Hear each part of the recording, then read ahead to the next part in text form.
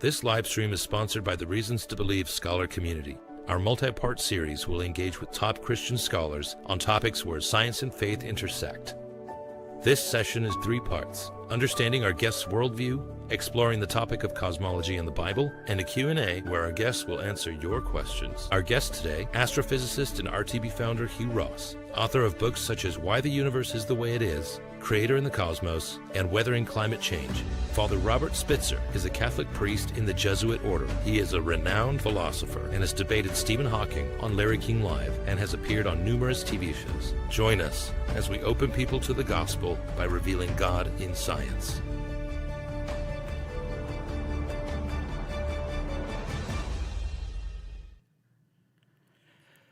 Welcome to the RTB YouTube live stream.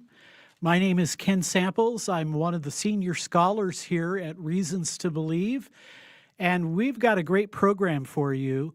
We have entitled it Uniting Faith and Reason, a Catholic and Protestant Explore the Cosmos. And I'm really excited for this program because both of our guests are eminently qualified to speak about Christian faith, to talk about the book of nature.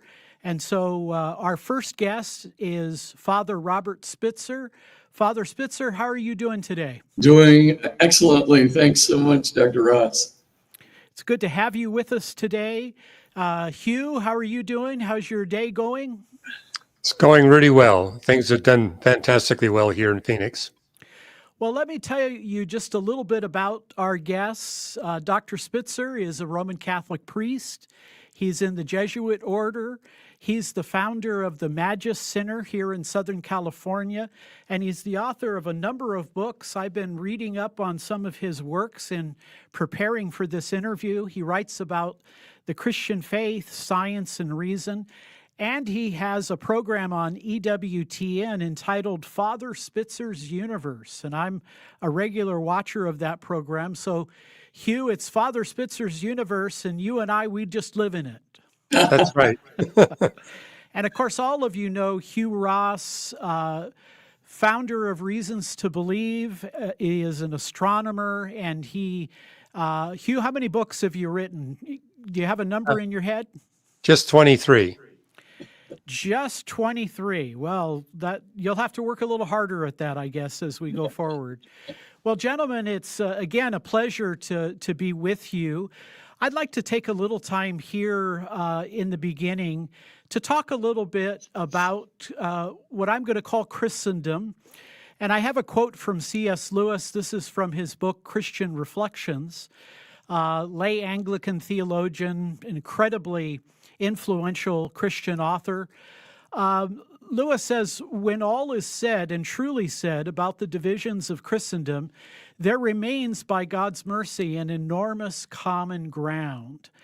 And Father Spitzer, I'm going to kind of share my estimation of where Catholics and Protestants are at, and I'm going to ask you to kind of respond to it. But when I look at the ecumenical creeds of Christendom, creeds like the Apostles' Creed, the Nicene Creed, these really, I think, represent what I might call mere Christianity, not necessarily the book, but the concept.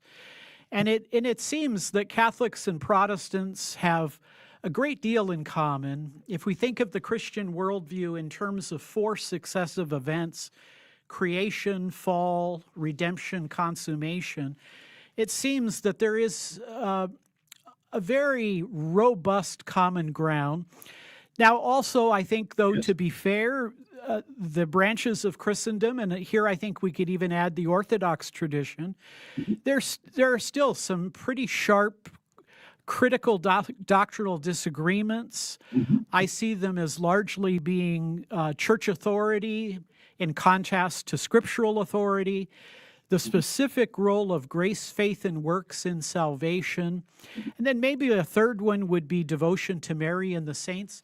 Father Spitzer, would you agree with that? How might you add or subtract from that? Well, as you said, there are differences within the Protestant tradition, within the Christian tradition.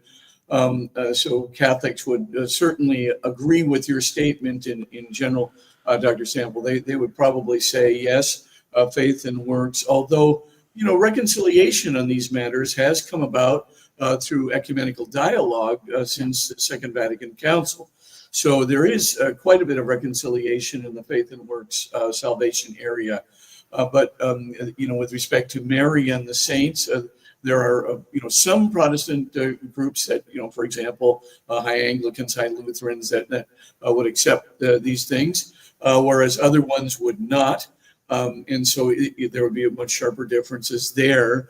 But I think what you implied at the beginning is that there's a much greater common ground. When you take a look at the Apostles' Creed, the Nicene Creed, and you put that together, yes, there are differences within our interpretation of some of those things. But at the same time, the common ground is immense in that huge area. Obviously, if someone wants to depart, from the triune God or from Jesus Christ as the Son of God or something of that nature, or depart from one of the doctrines of the Nicene or Apostles' Creed, there would be a sharp difference there. Yeah. So, but by and large, most of the congregations do agree with those critical statements, and therefore we would have an immense common ground with them. And even in this whole area of faith and science, we have our own, interpretation of it as a Catholic Church, right? So we would allow for a universe that's 13.8 billion years old. We know that some Protestant congregations would allow for that as well, and some would not allow for it. So there'd be some differences there. But by and large, there's a huge amount of very fertile common ground, as you already said. And I would certainly agree with that. Well, let me ask both of you this question. The question I want to ask is, where does the Catholic Church and the Protestant churches, where do they stand in terms of faith and science? At Reasons to Believe, we talk a lot about the two books metaphor, that God has revealed himself not merely in a literal book of Scripture, but also in the book of nature. That idea goes back to the Church Fathers, to St. Augustine. And of course, it's a biblical statement. Psalm 19, the heavens declare the glory of God. So let me start with Hugh. Hugh, where do you think the conservative Protestant churches today here in America stand when it comes to the issue of faith and science? Well, what we hold at Reasons to Believe is the two books doctrine, that God faithfully, in a very trustworthy and utterly reliable manner, reveals himself through Scripture, but also through the book of nature. And there's a bit of diversity within the Protestant movement on whether or not we consider the Bible and the book of nature to be not only inspired but inerrant. We at Reasons to Believe take the view that both are inerrant, and not just in faith and practice, but science and history. But there are Protestants who would depart from that position, but that's a position we hold. I took great interest in Robert Spitzer's book on science and reason, and where it delineates, where Catholics stand on that. A little different, as I understand it, Father Spitzer, in that, Catholics take the view that the book of nature is reliable on all the important science, but doesn't really concern itself that much with the trivial science. But I've talked to a number of Roman Catholic priests, and they say there's a variety of positions in that too within the Roman Catholic Church. So I'd personally be curious how you interpret that particular view. Well, we have two major documents that are, have come to us, throughout, since 1941, really. The first one is, it's called an encyclical letter. It just means a pronouncement on the part of a pope concerning matters of doctrine. And Pope Pius XII, in 1941, he made the statement that Catholics could believe in obviously natural science as it reveals itself in proper methodology. And so he distinguished, he said, the purpose of sacred scripture is to give sacred truths necessary for salvation. So in other words, its purpose is to help us to get to heaven, to could be commensurate with the teaching of Jesus Christ, and to the purpose of that, of course, is redemption, and to lead a good and virtuous life in imitation of Christ that will move us and move others whom we touch into the kingdom of heaven. So that's the purpose of Scripture. The purpose of science, for Pope Pius XII, is to give a physical, empirical explanation of the physical universe as it is progressively revealed. So essentially, scientific truths can change over the course of time. New things can be discovered. And the reason for that is science's methodology is principally inductive. So scientists really don't know what they don't know until they've discovered it in the empirical world. So even though we can have a really good insight and a deep insight into a lot of not just the very specific scientific truths that can be affirmed right now in the laboratory, but in even some comprehensive theories, for example, like the Big Bang Theory, where you get a convergence of about 10 different kinds of evidence from 10 different areas. And there's a mathematical convergence there that sort of points to a history of universal origins starting about 13.8 billion years ago. So you can say, as far as Catholics are concerned, you can certainly believe that. Obviously, the book of Genesis, there are interpretations of the book of Genesis where one might say, well, gosh, that certainly can't be the case because it would have to be much shorter than 13.8 billion years old. The Catholic Church, though, holds that that in order to reveal truths necessary for salvation, the Catholic Church would hold, the biblical author can use metaphors.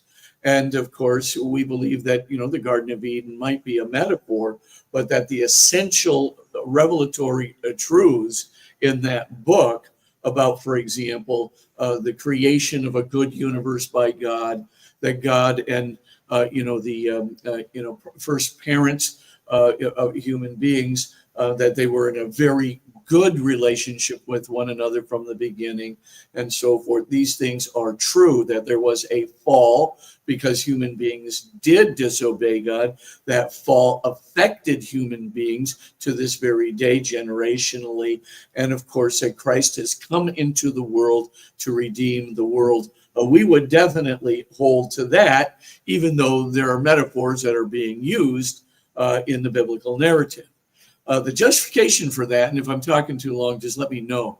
But the justification for that is, there's sort of two different views of inspiration by the Holy Spirit. I mean, the first is what might be called the dictation view, where God intends to dictate exactly, the way it happened. And of course, that view would not be held by most Catholic scholars. Some might, but by and large, most Catholic scholars hold with co-participative view of inspiration, which means that God is speaking to the biblical author. But the biblical author, in turn, being inspired by God to give these truths necessary for salvation, he's doing it according to the way he thinks, the way his culture views things. So he's using concepts, language, etc., that are, his culture, his time and place, his Middle Eastern setting, in order to reveal these truths. Just an example. So, for example, the biblical author in the 6th century BC, he's dealing with all these rival myths, right? Atrahasis, Gilgamesh, Enuma Elish, etc., which are very persuasive to all the countries surrounding Israel. And what are they saying? Well, they're saying that there are many gods, and that these gods are, created human beings basically as slaves.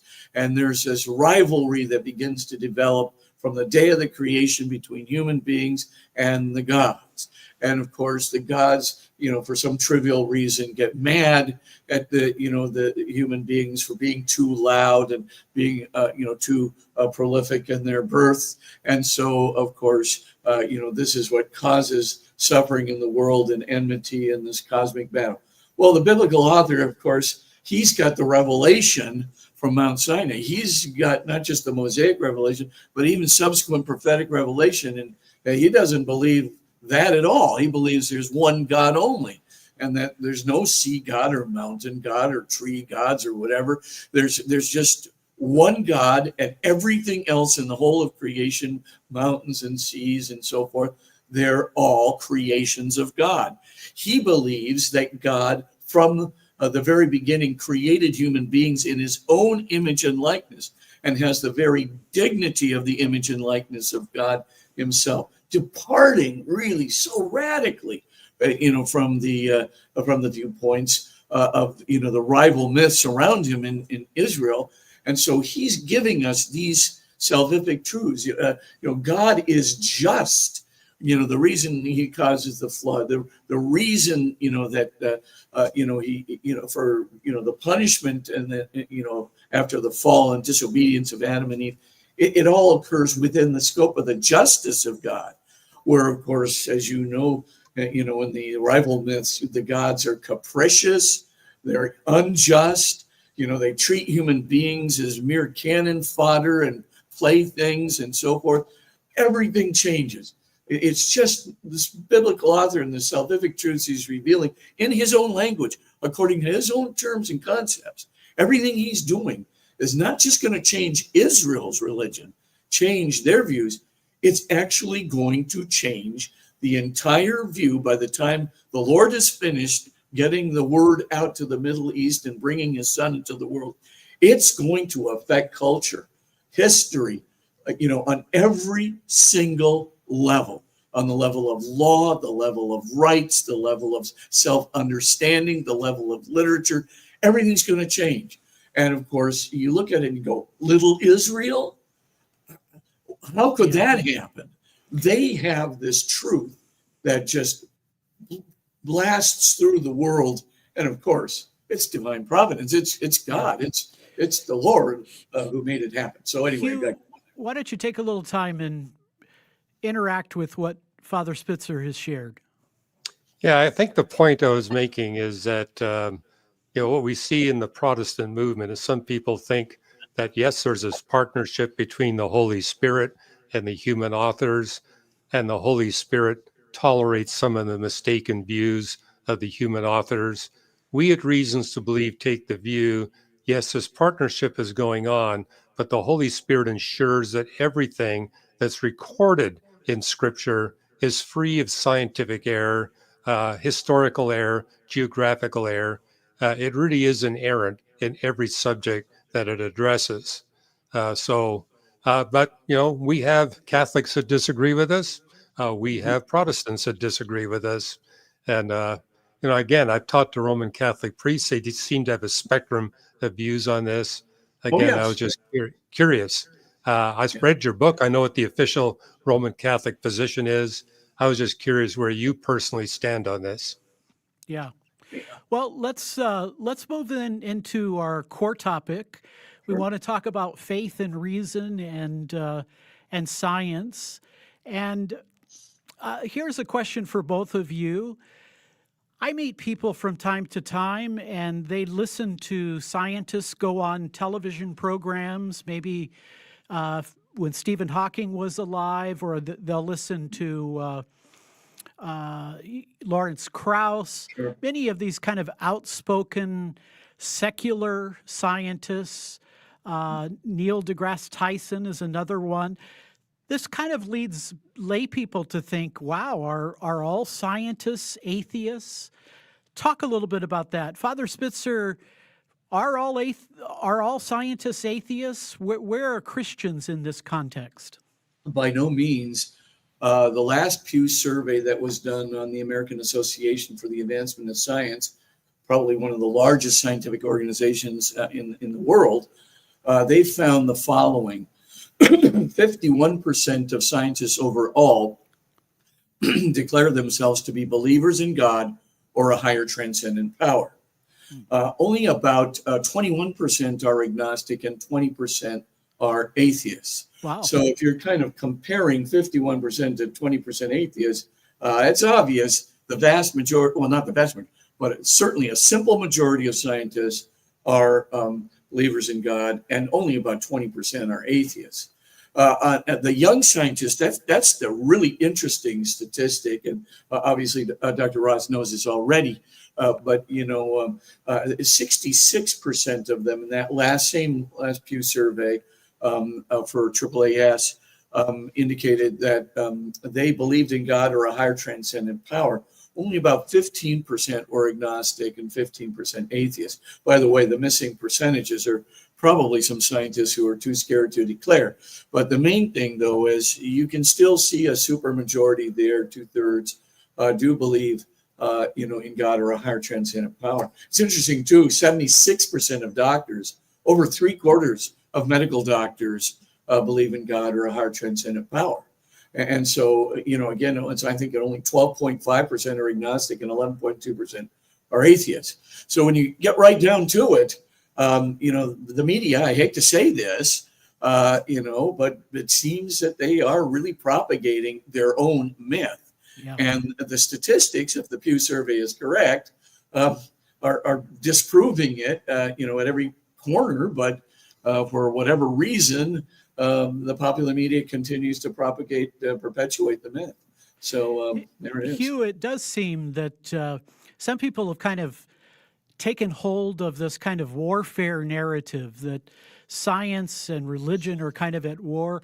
What's been your perspective? You've known a lot of very significant scientists. Would you agree with what the Pew report is saying here? I would agree, and there's been 2 extensive surveys of men and women in science, one in 1916 and one that was repeated in 1996. Both of those very extensive surveys showed that 45% of research scientists believe in God and an afterlife. Slightly different question than what you see in the Pew survey. But they went on to look at the different subdisciplines. And what they noticed is that mathematicians have the highest percentage, just about 80%. Physical chemists, again, you got a super majority. Likewise, you see that in physics and astronomy. If you go down to the life sciences, it drops below 50%. If you go into the social sciences, it drops down to about 10%. What I find is that the harder the science, the more buttoned down the science is, where you got good measurements of the error bars, both systematic, the higher percentage of the research scientists in those disciplines would be believers in God. And maybe it's somewhat self-selective, that someone who doesn't like the idea of God might migrate into the social sciences where they can't be pinned down by their scientific research. And I've personally seen a number of scientists who basically said, well, I don't know where I stand on this. And what I notice is they're so busy in their scientific research, they really haven't thought about the philosophical and theological issues. But when that time it comes, I've seen a number of them go from being a self-professed atheist or agnostic to being a believer in God, being a full-fledged Christian. It's just that they haven't taken the time to think about it until they actually had the chance to engage someone who has that perspective. Well, So again, I would say don't write them off. Yeah, both of you have debated pretty prominent secular scientists.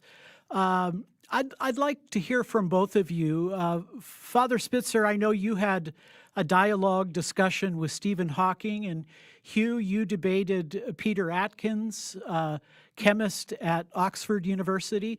Tell us a little bit about that interaction and how it went. Father Spitzer, let's begin with you and your discussion with Hawking.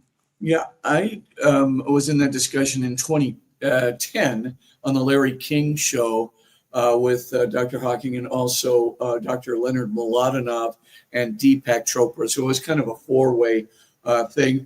Dr. Hawking at that point had limited verbal capacity. So what he had to do was sort of take some questions from Larry King ahead of time and then give the answers to those questions as a preliminary thing. And then he had his co-author, in his book there, The Grand Design, as a co-author was Dr. Leonard Mladenov at Caltech, answer questions for him. I would say, at that time, I think Dr. Hawking basically looked at things from more or less agnostic lens, though I know previously he was very open to theism. And I know in 2018, boy, did he turn around with his partner, Thomas Hertog, a very important Belgian physicist. But they turned around, and in 2018, they published a very important article, which is now available free of charge on the web. It was called A Smooth Exit from Eternal Inflation, published in the Journal of High Energy Physics. A fellow by the name of Dr. Pattenden over at Cambridge has given a kind of a simplified version of that if you don't want to, plow through that Journal of High Energy Physics. It's an accurate rendition. But anyway, the long and short of it is, at that point, Dr. Hawking had been examining LISA and LIGO, the two gravitational wave detectors, and received the data from the Planck satellite. And so at that point, it really looked like any kind of an eternal inflation would produce a very, very chaotic exit, right? So, if our universe was going to burp out of an eternally inflating multiverse, I mean, it would have been a chaotic exit, to say the least. And the chaotic exit would have had an exceedingly high entropy. And so if you really look at, our universe by the gravitational wave detectors, you can tell how smooth the exit was. I mean, it's a near perfectly smooth exit off of eternal inflation. Well, I don't have to tell you the odds of that happening that were calculated earlier on by Dr. Roger Penrose are 10 raised to the 10 raised to the 123 to 1. In other words, this is just for the low entropy of our universe. You're not even, from the smooth exit to get to a low entropy of our universe.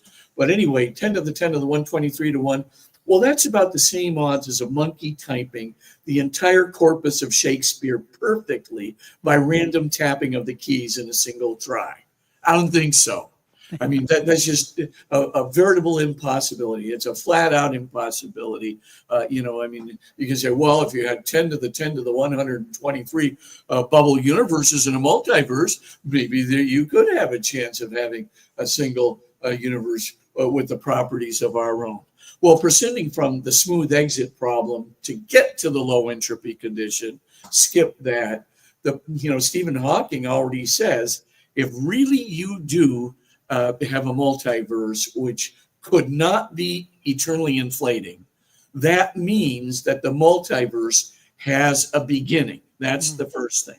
And the second thing that Hawking is saying is that the smooth exit that has, our emergence from that multiverse is so perfect that really there could only, the multiverse would have to resemble in some sort of way the universe that it is creating, with the same gap between quantum and classical physics. And so at that time, what he's basically saying is there can only be a very small number of bubble universes. So Hawking says at the end, look, I'm not saying there is a multiverse, but if there is a multiverse that generated our universe with such a smooth exit, and with this gap between quantum and classical physics, I'll just call it a gap for lack of a better word. There's more complicated words you can use. But the main thing is he says, look, that universe, that multiverse is going to have a beginning, and there can only be a very small number of bubble universes in that universe. Well, let's suppose the small number is a trillion trillion, or a trillion trillion trillion. I mean, it won't put a dent in 10 to the 10 to the 123 to 1. Wow. As Roger Penrose himself says, 10 to the 10 to the 123, divided by, 10 to the 10 to the 80th is still 10 to the 10 to the 123. It makes no significant difference. Well, a trillion, a trillion. I mean, it makes no difference. There's absolutely no difference. The small number of universes almost guarantees that, our life, our fine tuning for life. We have these constants in our universe, right? Yeah. And these initial conditions in our universe that are very fine tuned for life. But those constants, they're called free parameters. They don't have to have any value. They can have any value practically, within the scope of physics. So you basically think, well, how could they have this really infinitesimally small value?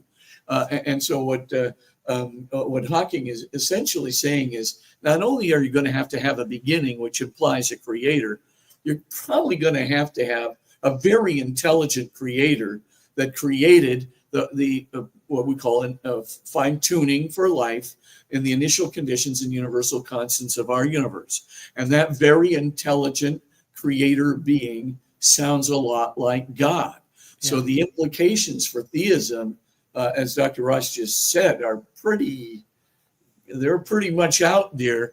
In other words, he said, the physicists and the astronomers, following behind generally the engineers and the mathematicians are the next big theistic group, and it's not surprising that they are taking a big lead. Medical doctors are also taking a big lead. So it's funny, you've got the life scientists who have a very low percentage, but then you have the medical doctors who all, of course, have degrees in biology and organic chemistry. They have a very high level.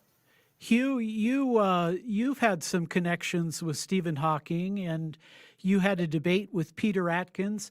Talk a little bit about your interaction. Well, with Peter Atkins, he basically said for about an hour, hey, if you believe in God, you're stupid, you're ignorant, and you're lazy. Kept repeating that over and over again and said you have to base your beliefs on what can be scientifically tested. The moderator of the debate, I think, had finally had enough and said, okay, Hugh, tell us what scientific discoveries would cause you to abandon your Christianity and become an atheist along with Peter Atkins. So I said, well, if it was proven beyond a shadow of doubt that the universe didn't have a beginning, that it was eternal, that would be catastrophic to the Christian faith. Or if we were to prove that we human beings are no different than all the rest of the animals here on planet Earth, there's nothing special or exceptional about us, that too would be catastrophic to the Christian faith. Or if we were to come up with scientific or historical proof that Jesus of Nazareth did not rise bodily from the dead, as the Apostle Paul explained, that too would be catastrophic to the Christian faith. And I said, I got others. But then he stopped and said, okay, Peter, what scientific discoveries would cause you to stop being an atheist and become a follower of Jesus Christ? And he said, well, that's a hard question. Maybe if Jesus appeared right in front of me in this desk, I might believe. But no, I would think I was just having some kind of delusionary vision. And so we basically pressed him, and he basically said, there's nothing in the way of a scientific discovery that would ever cause me to abandon my atheistic worldview, which meant that he was contradicting his whole argument that we have to base our beliefs on what can be scientifically tested. So, and I've seen similar statements in other atheist scientists I've debated, is that they just assume we haven't done our homework.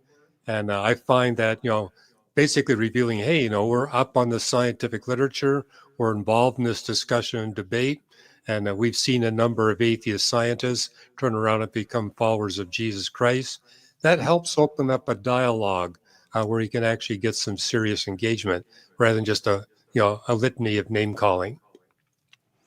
Very good. Let's talk a little bit about Big Bang cosmology.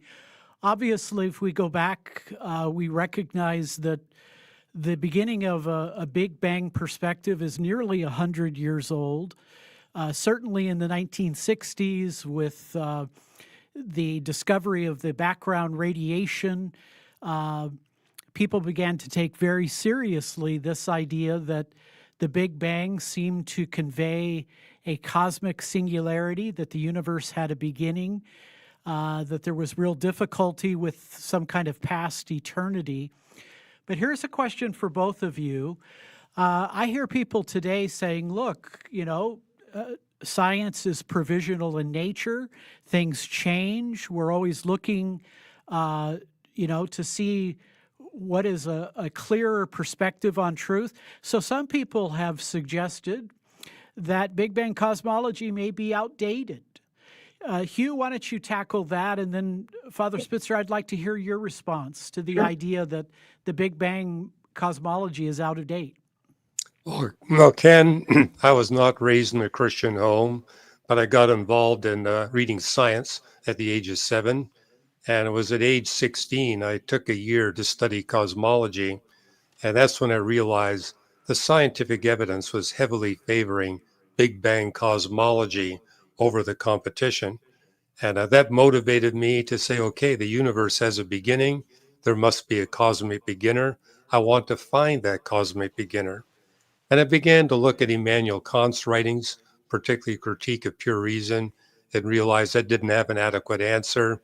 Looked at a couple of other philosophers, but then I dove into the world's holy books, and I finally picked up a Bible, began to go through it, and was stunned to discover that it taught thousands of years ago several of the fundamental elements, what we now call Big Bang cosmology, that the universe has a beginning, that it includes a beginning of space and time itself, that the laws of physics are constant, and how one of those laws is a pervasive law of decay, that the universe expands from the cosmic beginning, which means it must get colder and colder as it gets older and older. And as I began to study Big Bang cosmology, I noticed that there was a progression. Back in 1925, it was basically, well, it looks like we live in an expanding universe. But as you got into the 1940s and 1950s, it looks like it's not a cold Big Bang, but a hot Big Bang. And then recognizing, hey, we're actually seeing the radiation from the cosmic creation event that fits the Big Bang model. So what was happening in the 20th century is it began with a very broad Big Bang perspective, where that Big Bang creation model became more narrowly and narrowly defined, and defined in greater and greater detail. And that's actually continued right up to 2025. I mean, thanks to the James Webb Space Telescope, we've now been able to take a collection of about a dozen Big Bang creation models, where it's dominated by dark energy and secondarily by cold dark matter. And now we're be able to actually say, it looks like the right Big Bang model is one where the firstborn stars, a significant population of those firstborn stars, are very massive stars. And therefore, we would expect that supermassive black holes, at least in many of the early galaxies, will form early. And so just in the last 2 years, we've seen the scope of Big Bang models narrow even more and become even more detailed. And as a scientist, that's always a sign that you're on the path to the correct description of reality. When you see your model becoming more and more detailed, better and better tested, and more narrowly defined, that means you're on the pathway to truth. If it was the opposite, where the parameters are becoming more broadly defined and more anomalies were showing up and more inconsistencies, then you'd say, looks like we got the wrong model. And that's exactly what happened to, say, the steady state model and the quasi-steady state model, the oscillating universe model. The Big Bang's gone the opposite direction.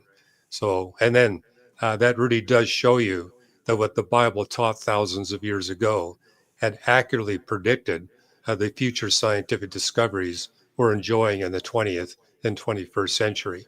And that was a huge factor in my coming to faith in Christ, is realizing the Bible accurately predicts future scientific discoveries, future historical events in human history, which tells me the Bible must be inspired by one who not only created time, but has got control over time.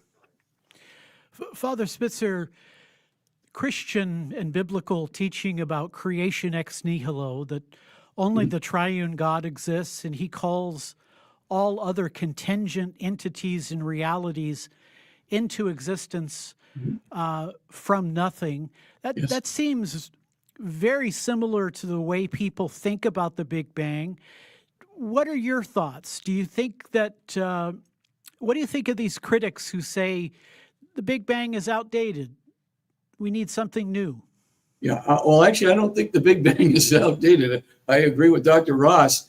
As we kind of progress along, we get further and further verifications of the Big Bang theory, both mathematically and empirically. So, I mean, that's, this is just happening on almost a grand scale. And for a while there were a group of people who not only make recourse to the oscillating universe, but were, postulating some really esoteric super universes, like a multiverse, and even one author is talking about level 1, 2, 3, and 4 multiverses, and so forth and so on. This is to get out of all the paradoxes of fine-tuning for life that in our initial conditions and constants. But the main thing is these esoteric systems like multiverses and even higher dimensional space universes that exist in multi dimensions in the higher dimensional space of string theory, 4-dimensional cores, with 3-dimensional membranes being vibrated, and this 4-dimensional core, etc. You look at it and you go, wow, this is all kind of interesting stuff. I guess you're going to get around the Big Bang one way or another by postulating something that would be eternal before the Big Bang. Mm-hmm. The only difficulty with all that was, and this goes to Dr. Ross's point, is that all of those systems wound up needing a beginning.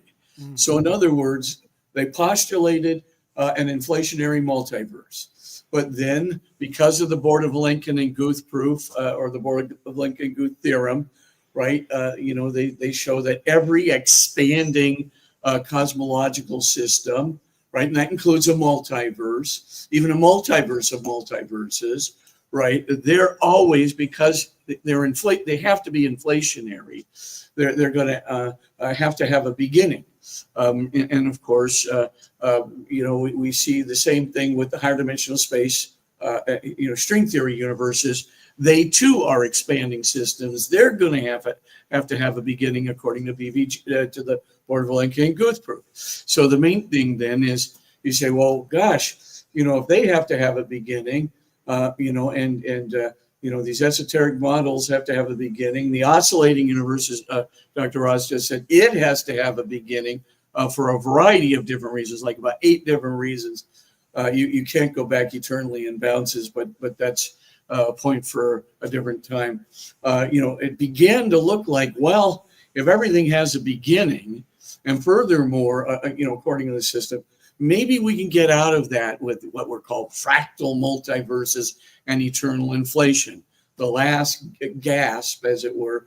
And as I was just talking to before, Stephen Hawking, Thomas Hertog, and previously Thomas Banks, one of the great supersymmetry string theorists, physicists, had already, written an article in Sean Carroll's, blog, why I don't like eternal inflation. Well, all of a sudden, the eternal inflation scheme became very, very, it looked very false from a variety of different viewpoints. Because of all these things, basically, it looks right now, as Stephen Hawking would put it, like even if we do have a multiverse, it's got a beginning. We have a higher dimensional space universe. It's going to have a beginning. We can't seem to escape from beginnings. Dr. Vilenkin, he's the V in the BVG proof, the Probative and Guth proof. He actually wrote a book called Many Universes in One, but he comes at the end and he says, it is said that a good argument will convince a reasonable person, and that a proof will convince even an unreasonable one. Well, now that the proof is in place, and of course, we're talking here about the BVG proof, the entropy evidence that Dr. Ross mentioned. We're talking about Stephen Hawking's evidence from Leeson LIGO. We're talking about Thomas Banks, etc. We're talking about Boltzmann brains. I mean, there's a massive amount of evidence for a beginning right now of all these esoteric systems.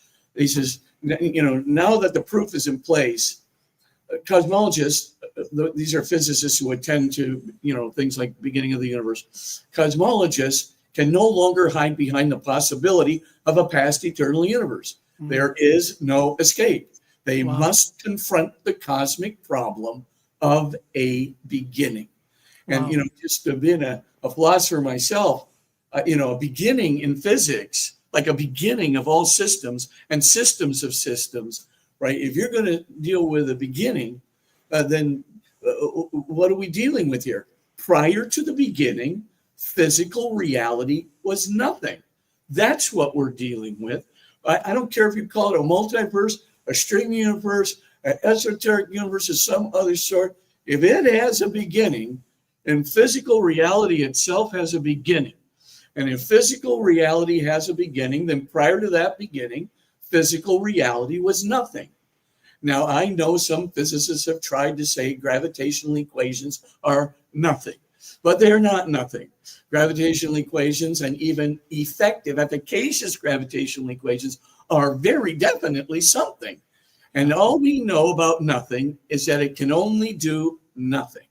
So if prior to the beginning, physical reality was nothing, and nothing can only do nothing because it's nothing, then the physical reality prior to the beginning, when it was nothing, could never have moved itself from nothing to something, ex nihilo, as you're saying.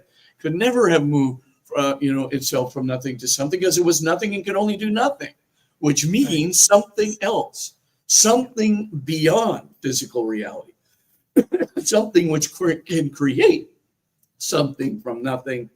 That reality has to move physical reality from nothing to something. And that reality that can move something to nothing, we call it existence itself, or something like that in philosophy. That reality, which is existence itself, clearly has all of the, characteristics of what we call the Christian God. So I agree totally with Dr. Ross on this point. Very good. Let's shift then from looking at Big Bang cosmology. Let's talk about the cosmic fine-tuning. Hugh, you have written about the parameters in fine-tuning, but you've also written about the necessary fine-tuning even in our own part of the universe here in the Milky Way. And talk a little bit about what you think is the force of fine-tuning arguments today. Well, I would argue that the fine-tuning argument for God has been the go-to scientific argument for Christians back 2,000 years. If you read the early church fathers, the medieval fathers, that's the argument that they used. The advantage we have in the 21st century is that argument is many orders of magnitude more potent than it was for, say, Augustine or Aquinas. And, and what we see in the scientific literature is that the rare earth doctrine, which was first proposed by an atheist paleontologist and an agnostic astronomer back in 2000, that doctrine has now been well established by literally dozens of scientific research papers. And I've personally written 7 books on the fine-tuning argument, and basically I'm making the point. Today, not only do we have a rare Earth doctrine, we have a rare sun doctrine, we have a rare galaxy doctrine, we have a rare galaxy group doctrine, a rare galaxy cluster, a rare super galaxy cluster doctrine. And so everywhere we look at whatever size scales we choose to go, from the large scale structure of the universe and the cosmic web, all the way down to molecules and atoms and fundamental particles, we see that there's this argument that things have been fine-tuned, not just to make life possible, but to make human life possible. And we notice is that the fine-tuning necessary for human life is many orders of magnitude greater than what's necessary for microbial life. But where you really see the power of the fine-tuning argument, how does the universe and all of its components and its history, meaning all the events that took place in the history of the universe, how do they have to be fine-tuned to make it possible for billions of human beings to live and thrive and be redeemed from their sin and evil? And so lately I've been challenging my secular peers saying, look, I know you're not yet a follower of Jesus Christ, but if you will do your scientific research from a biblical redemptive perspective, it will make you a more successful scientist than making discoveries. And of course, my hope is as they gain that success, they'll recognize perhaps I need to seriously consider the claims that the Bible makes in my life and really investigate this person, Jesus of Nazareth, and what he's offering to me personally. But it's such today that if you were to try to put a mathematical number on the degree of fine-tuning, it's literally rising by a minimum of a factor of 1,000 times per month. And so when I speak to atheist skeptics on university campuses, I say, if you're not convinced today, wait 1 month and see what the new scientific publications are doing. Are they strengthening the fine-tuning argument for the God of the Bible, or are they weakening it? But if they're strengthening it by a factor of 1,000, how can one rationally not seriously consider the claims of the Bible and the Christian faith? Now, Father Spitzer, you, in your attempts to kind of help us laymen understand fine tuning, I've heard you talk about a control panel with all of these dials needing to be dialed in within a hair's breadth. Yeah. Talk to us a little bit, particularly those of us who don't have a lot of background in science.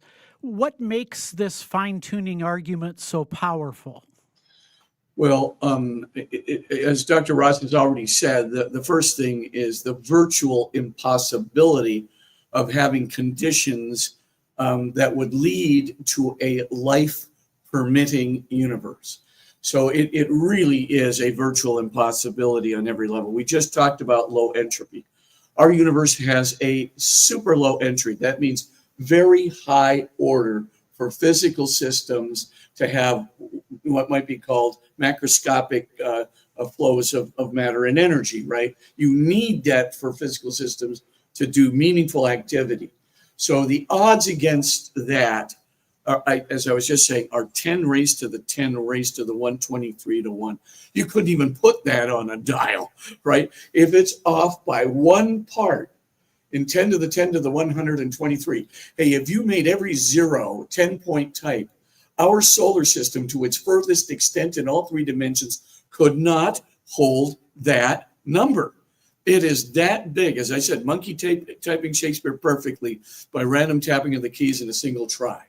Now, if Stephen Hawking and Hertog and all these guys are right, now we don't have a multiverse now that can have an infinite number of bubble universes. In fact, we don't even have one that can have a large number of bubble universes, but a very small number of bubble universes, most of which are like our own. You can't make recourse to the multiverse anymore. You can't make recourse to an infinite number of bounces within an esoteric system. All these things that seem to be naturalistic options to explain our fine-tuning are, as Dr. Ross has put it, are simply being eclipsed. They're simply disappearing from the academic scene, probably explaining why so many young scientists are moving into the category of theism. But the main thing, though, for us is once you acknowledge that, I mean, we've got, it's as I said, 10 to the 10 to the 123, that's nothing. I mean, let's just take we have what's called a cosmological constant. It controls the exact rate of acceleration of our universe out of this little teeny point at the beginning of the Big Bang, moving outwards. You have to have a very, very precise rate of acceleration that's determined by no less than about 14 different contributors on the cosmic scale. Steven Weinberg, a Nobel Prize-winning physicist, by the way, indicated that the odds of that happening by pure chance are 10 raised to the 120th to 1. So in other words, if our cosmological constant is off by 1 part in, get this, a trillion, trillion, trillion, trillion, trillion, trillion, trillion, trillion, trillion, trillion. If it's off by 1 part in a trillion, trillion, trillion, trillion, we don't have a universe that can sustain a life form. It's either going to accelerate too rapidly, in which case you're going to have such a quick dispersion of matter, won't gather into any galactic. We won't even get to the galactic stage, the galactic cluster stage, the planetary. So we're not going to get to planets, period. We're not going to get to clouds of gas. I mean, it's gonzo. And then on the other hand, if you're off by 1 part, in a trillion, lower, then what happens is our universe collapses into a black hole, and of course the mass density is approaching infinity, and the gravitational force that's crushing it together, the space-time coordinate system is at this really low point, is crushing it together. It's never going to re-expand again, and so of course we're up by 1 part in a trillion, higher or lower, and complete cosmological disaster for the development of any life form in every universe. That's just the tip of the iceberg. There are so many other, what we call fine-tuning coincidences right at the Big Bang, right before you even get to, the development of planets and galaxies and so forth. You don't even get there. You are literally forced at, 13.8 billion years ago to explaining how are we going to overcome the odds of, a monkey typing perfectly, not just Shakespeare, but the entire corpus of the English literature perfectly in a single try. That's how rare our universe is and how fine-tuned it is for life. And now Stephen Hawking forecloses the bubble universe. The immense number of bubble universe forecloses esoteric systems being able to explain this. It seems to me that science is getting to the point, as Dr. Luke Barnes, has said, this is getting to the point where science seems to be favoring, an intelligent creator. Even Sir Fred Hoyle, who was obviously the atheistic gadfly of the physics community for decades. He was the champion atheist out there. And all of a sudden, when he starts recognizing all of these difficulties, particularly with respect to the abundance of carbon in our universe by pure chance, he basically made a statement sort of like this. When one considers the numbers that we are talking about, it seems to me that there must be some super calculating super intellect that has monkeyed with the constants of physics and those of chemistry and biology as well. Wow. The numbers we're speaking about are so prolific that I consider this to be conclusive beyond the shadow of a doubt. Very powerful. I want to remind our listeners that very soon we're going to move into the period of our program where we'll be answering your questions. So make sure you get your questions into the chat box. We have 2 eminent scholars here who would love to respond to you. I want to ask both of you another question, and that question is this. I wonder on one hand, if there is one particular area or argument or evidence for Christian theism that you think maybe is the most probative or forceful. But I also want to ask the reverse. Do you think there is a particular area or argument that is challenging to a Christian theistic worldview? Hugh, let's go to you first. Yeah, again, I think the strongest evidence for the Christian faith would be the bodily resurrection of Jesus from the dead. You see that in Scripture. The historical evidence for that event is utterly overwhelming. No one's ever been able to refute that, at least anyone who has an advanced degree in history, I would agree. But as a scientist, again, I would stand by the fine-tuning argument. And, we've been hearing a lot about the numbers of the degree of fine-tuning. I think what's particularly effective is to compare the fine-tuning we see in the universe and all of its subcomponents to make our existence possible and our salvation from sin and evil possible with the very best that we humans have been able to achieve. And, as a physicist, I think the LIGO instrument stands as the epitome of what we've been able to achieve in terms of engineering design, creativity, and inventiveness.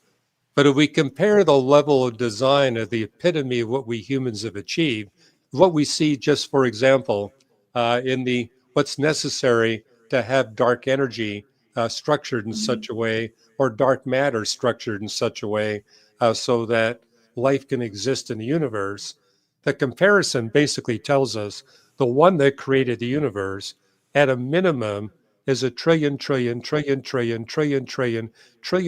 times more intelligent, more knowledgeable, more creative, and more powerful than we human beings. And we could add a lot more trillions if we look at other constants of physics or other characteristics of the universe. And the power of that, it not only establishes that a personal God created the universe, it establishes it must be the God of the Bible. Because the gods of the religions that compete with Christianity do not manifest those personal attributes. And so I think this is the power, is that it not only establishes deism, it not only establishes theism, the idea that there's a personal creator, it establishes that the creator must be the God of the Bible, the God of Christianity, the triune God. And, Ken, you and I have talked about how science only makes sense if there's a triune God, a Father, Son, and Holy Spirit. Take any other perspective of God, science simply doesn't make rational sense anymore. And so I think it's the beauty of being alive in the 21st century. We can take these arguments, scientific arguments for God, to a far greater degree and much more detail than was possible, say, even a century ago. It really must be the personal redeeming God of the Bible. Now, what about a challenge?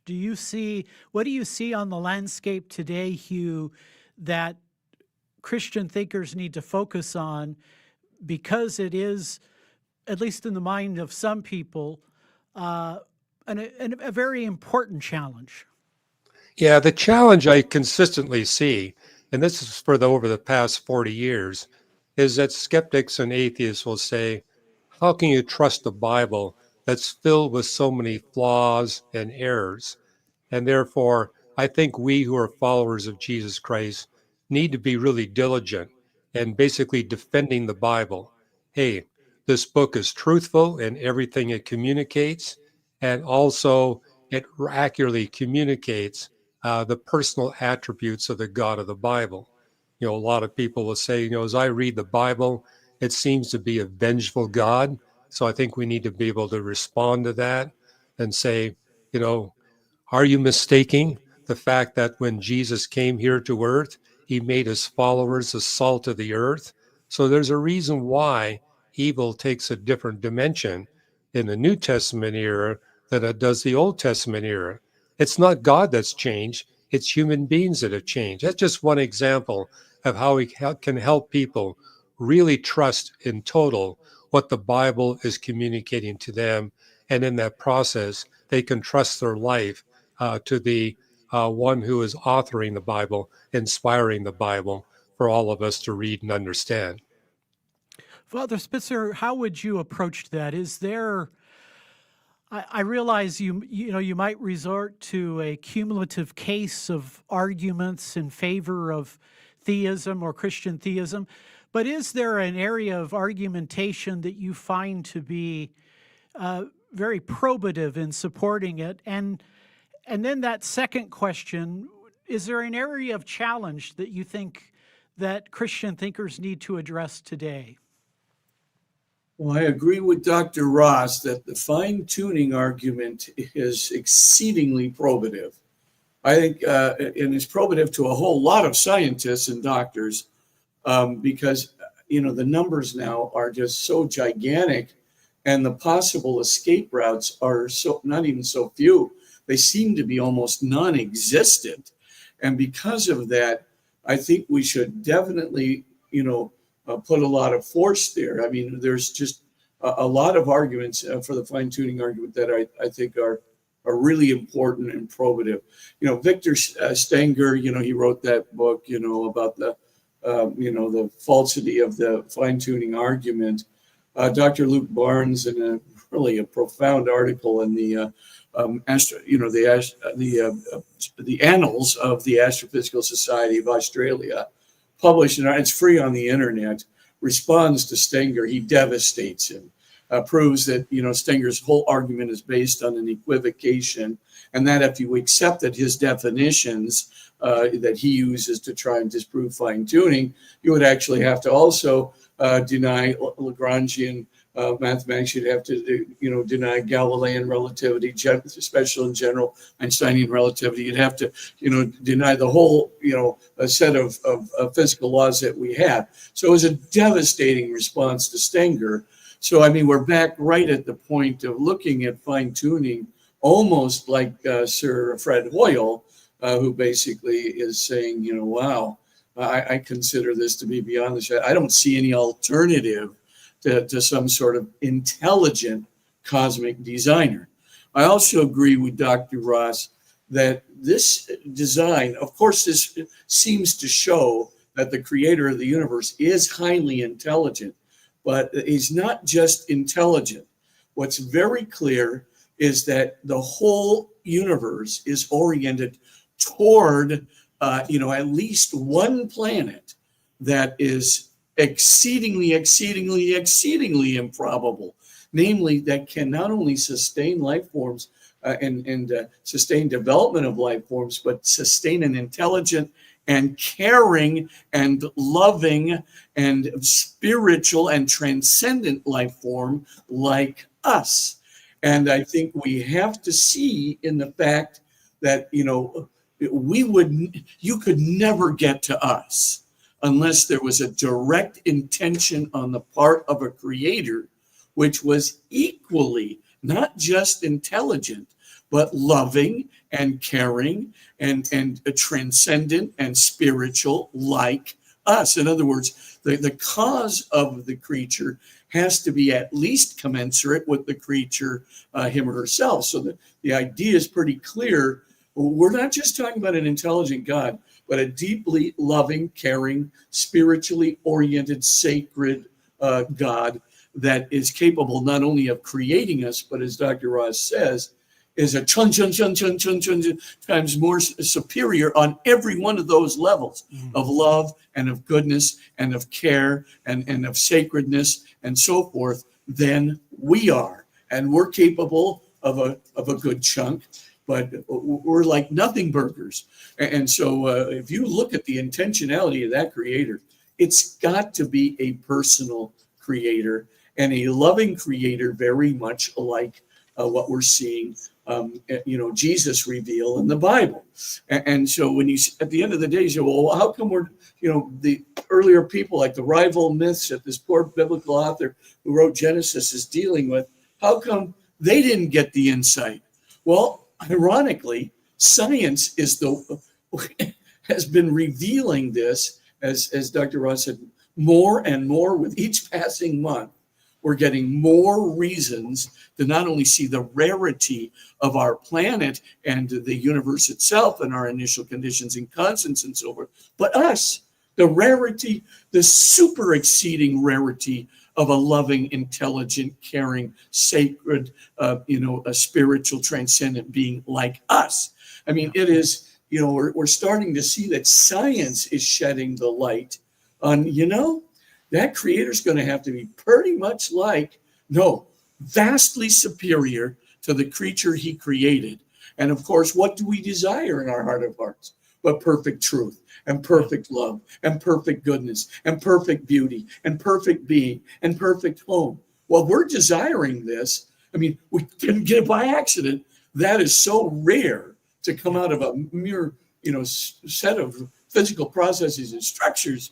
Holy mackerel, this has got to be the intention of the creator, who himself is perfectly loving, perfectly good, and perfectly true, etc. And so I would just say, to me, that is like super impressive. I think it's impressive to a lot of the younger scientists too. Very, very good. We have a lot of questions coming in. Sure. I'm going to encourage both of you to be concise in your answers so that we can get to as many of these questions as we can. We have a first question from Mark. It is to Hugh. Hugh, where does the electric charge of protons and electrons and quarks, etc., come from? Is it a bara creation of Almighty God? Yeah, he's referring there to the four fundamental laws of physics, how the universe begins with just one force, but as the universe cools from the Big Bang creation event, gravity first separates out, then the strong nuclear force, then the weak nuclear force, last of all, the electromagnetic force. But when we look at these four forces of physics, the relationship to each of them must be highly fine-tuned. So, for example, if you want to have stable stars in the universe, where you not only have low-mass stars, but high-mass stars, and so you can have the kinds of planets in which advanced life is possible, the ratio of the electromagnetic force to the gravitational force must be fine-tuned to 1 part in 10,000 trillion. And, Father Spitzer, you were mentioning Victor Stenger. I debated him at this point on Caltech in front of the Skeptic Society. And that's the point he brought up, where he said, hey, we don't need this fine-tuning. We can get stars without it. But my response is, well, you can get stars, but you won't get the kinds of stars you need in order to have planets on which life exists. And I says, well, we have type a totally different universe. Maybe we can have different fine-tuning. I said, oh, you must be talking about the angelic realm. Yeah, their realm is fine-tuned, just like our realm is. So, and I got a good laugh in the audience. Oh, yeah. And so. Nice going. Yeah, I mean, as you know, Dr. Barnes, just devastated him in his book. Right. So, The Fallacy of Fine-Tuning, that's the name of the book. Father Spitzer, here's a question for you. What's the latest view of the age of humanity? It seems that 10 to 200,000 years still have enormous error bars. That's a very complicated area of science, but what are your thoughts about the age of humanity? Well, first, I think we can say with some reasonable certitude that what we call our genetic ancestors, that would be mitochondrial Eve and Y chromosome Adam. So, for example, every single person on this earth has in mitochondrial DNA the remnant of one female ancestor that we call mitochondrial Eve. Also, every man on this planet has what we'll call the remnant of one male ancestor called Y chromosome Adam. Now that, right now the estimates are about 200,000 years ago they lived. Now, some people say it was only 160,000 years ago, and some people say it was 250,000 years ago, because it's really inexact trying to measure ratios of mitochondrial DNA compared to the regular genome, and the developments in the regular genome. But let's just, for the sake of argument, say it's around 200,000 years. You have this first couple, they seem to have been from the same area, the border of Namibia and Angola in Africa. And that seems to be at least some kind of a consensus point, an estimated consensus point. But for me, that is not really the moment at which you really have human beings.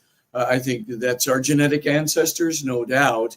But our genetic ancestors hung around the border of Namibia and Angola for 140,000 years. And then 60,000 years ago, they stopped eating coconuts and bananas and banging rocks. And all of a sudden, they've got mathematics, they've got conceptual linguistics, they've got technological innovation at an exponentially expanding rate. They've got navigational technology. They literally moved from Namibia and Angola border, where they've been for 140,000 years, zoom all the way up to the northern coast of Africa, zoom into Asia, go and navigate the seas to go all the way down to Indonesia. In the meantime, another branch goes off into Europe, zooms all the way up to the northernmost parts of Europe. Take the Arctic land bridge over to what we call Alaska today and go all the way down to the southernmost tip of Argentina in 20,000 years. That's a different being. And what's characteristic, not just mathematics and conceptual logic, what's going on is they're burying their dead with grave goods. They believe in some form of life after death. They've got figurines. That's homo religiosus has happened at the same time. You have homo mathematicus, homo linguisticus, homo aestheticus, the arts and music and so forth. We find the bone flutes. We find the counting sticks, the lambino bone, which with triple calm, sticks, columns, 6,000 years. I'm telling you, I think at that point, God created souls in human beings, and souls can't evolve. Souls have to be given by a transphysical cause, have to be given like God, to the transphysical effect, namely the soul of human beings. And it's that soul that enables that huge leap to happen. I think it occurred 60,000 years ago because all of the great innovative creative capacities, including the religious, the mathematical, the technological, the linguistic, etc., the moral, dimensions, all of them spring up right at that time, which now a lot of anthropologists call the Great Leap Forward. It just got all the signs of, God created man in his own image and breathed his spirit, what I call a transcendent soul, into him, exactly as the Bible has said. I think it happened about that time. Very good. Here's a question for Hugh. Does the observance of supernovas disprove the 6 literal creation day theory and prove that the universe is much older than 6,000 years? Yeah, I would argue that it does. It actually establishes that the creation days must be 6 consecutive long periods of time. And that's because we can observe time dilation in supernova eruptions. So, for example, supernova eruptions in our galaxy and nearby galaxies take about 8 months to go from minimum light to maximum brightness back down to fairly minimal light. And in an expanding universe that's been expanding for billions of years, we would expect, based on special relativity, E equals mc squared, that supernova and galaxies that are billions of light years away, say 10 billion light years away, instead of taking 8 months, they're going to take 10 or 11 months. And if you go 12 billion, 13 billion light years away, they'll take even longer. Now, we don't have supernova measurements out that long, but we got quasar variations. And we have literally 1 million quasars we can look at today. So we can look at their variability, apply the time dilation test. We can do that with gamma ray sources. And it establishes that the time dilations we're seeing in distant quasars, gamma ray sources, and supernova eruption events, it actually gives us a clock for how long the universe is expanding and tells us the universe has been expanding for about 13.8 billion years. And so if you're going to argue with that, you have to say that Einstein's totally wrong on special relativity. And the problem with that is we can prove the truth of special relativity to 20 places of the decimal. It's really hard to find any principle in physics that's been more exhaustively tested and better proven than Einstein's theory of special relativity. So on that basis alone, we can be confident we really do live in a universe that's 14 billion years old. And the Bible itself tells us that the laws of physics are constant. And so the laws of physics are constant. Those measurements indeed are giving us a true value of the age of the universe. Father Spitzer, kind of a follow-up question here. St. Augustine said concerning the creation days in Genesis that these are not like days we understand. I wonder what your thoughts about the creation days. Do Catholic take different positions? Some take a day age view, others have kind of an analogical day. Mhm. Any of you, what are your thoughts about the creation days of Genesis? Pretty much Catholics believe in what Dr. Ross just said. In other words, that it's a metaphor which refers to a separation in time. We might call it in astronomy, maybe an epoch or an epoch, where you have different kinds of things that are going on. What for me, from a biblical point of view, the amazing thing is that you do have this sense of evolution, and if you just ignore the slight problem of the fourth day, the evolution is pretty amazing, just in terms of getting it right. There is a very good physicist. He's a Jewish fellow. I think he actually might be a rabbi. I think his name is Gerhard Schroeder.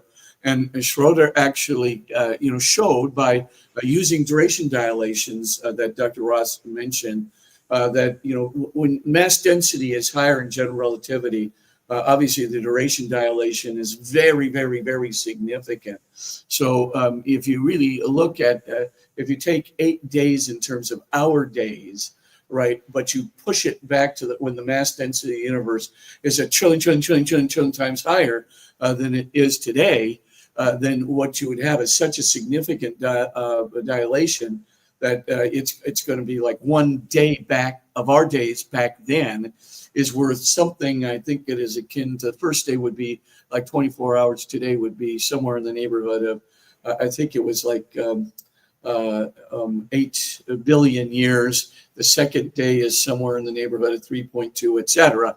Well, he adds them all up and it comes out, pretty close to, 6 to 7 days. And he has written about it. And it is a principle of general relativity. You really do. It's very well established. So I do think, it just, you can't take it as a 24-hour day like we have today. However you're going to take it, it's got to be a metaphor for a separation in time that marks a period when what we would call something completely counter to entropy. Entropy is the degradation of the universe, the disorganization of the physical system, right? Something totally counter to entropy takes place, and you have a leap instead of a downward turn. Each one of those periods suggests leaps and leaps and leaps of higher and higher and higher complexity. And it is like, again, a meteor from the Johannine blue, where you get, the biblical author saying this, which is just conforms, as Dr. Ross is implying, so much to, what we discover in physics today. You have to marvel at it. Where did it come from? It changes our whole viewpoint of ourselves and history and complexity and science. Frankly, I'm very doubtful that without a Jewish Christian worldview, I just don't see how science would have been retarded by another 400 years minimum. Mm-hmm. I mean, it just, I think, it's that whole worldview that enabled Galileo to propose the first, view of the Galilean relativistic laws, and followed up so closely by Newton. So I'll just leave it at that. But I really think amazing, truly amazing. Here's a question for both of you. A little off topic, but still interesting. What do you think about near-death experiences? Can you use them to support the supernatural? Father Spitzer, first to you. What do you think of NDEs, and then to Hugh? Well, I do think you can use them, but you have to be careful about using them anecdotally. In other words, you just can't take individual stories and attribute to them perfect truth. Just don't do that. I mean, people can manipulate you. There can be all kinds of things that can happen. But really good studies, like Sam Parnia's study, for example, in 2014 called the AWARE study, or Pim van Lommel's study in 2001 to 2003 that was published in The Lancet. These are very good. I think you can take very seriously the New York Academy of Sciences in 2022 declared in their annals, in one of the articles in their annals, that there was a very credible possibility of consciousness surviving bodily death, on the basis of those good peer-reviewed medical studies of near-death experiences, terminal lucidity, and intelligence in hydrocephalic patients. So you put those things together, and you've got some really fairly convincing evidence. I mean, how do 81% of blind people, most of whom were blind from birth, see accurately, when they're clinically dead, right? Flat EEG, fixed and dilated pupils, no gag reflex. So you got this kid, Bradley Burroughs, right? And he's a 16-year-old kid. He's blind from birth.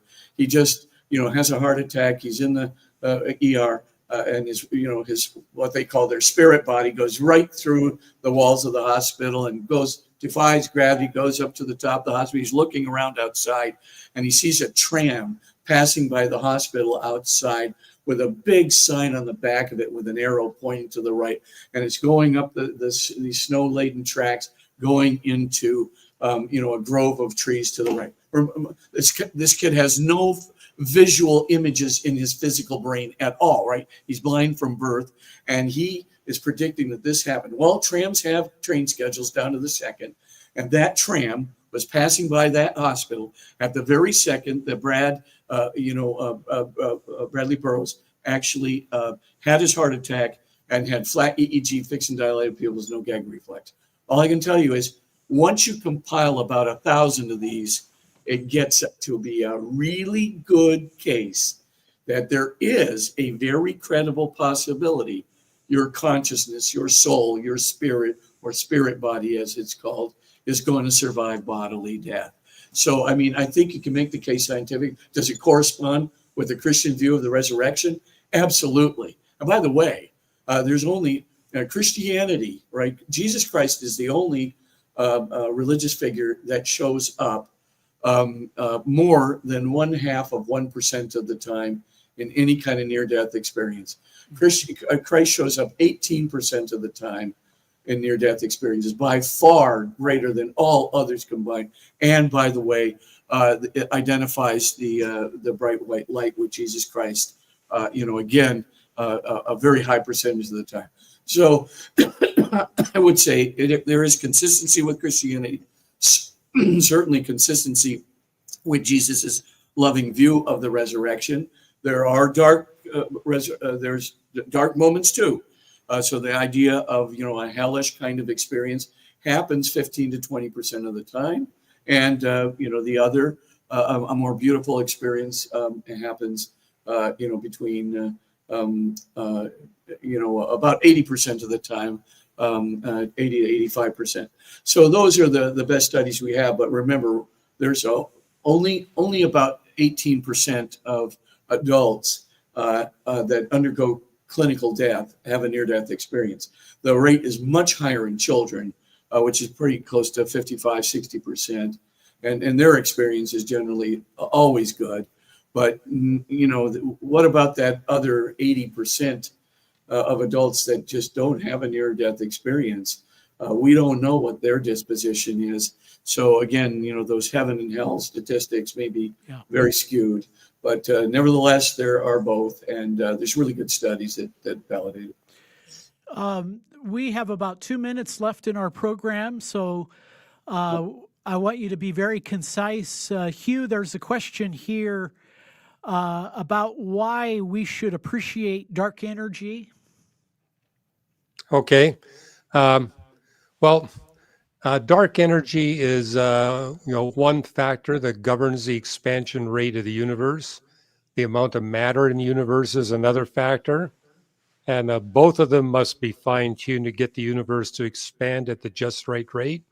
Even before the discovery of dark matter and dark energy, an atheist physicist, Robert Dicke, calculated that to get life in the universe, the rate of expansion of the universe must be fine-tuned to at least 1 part in 10 to the 55.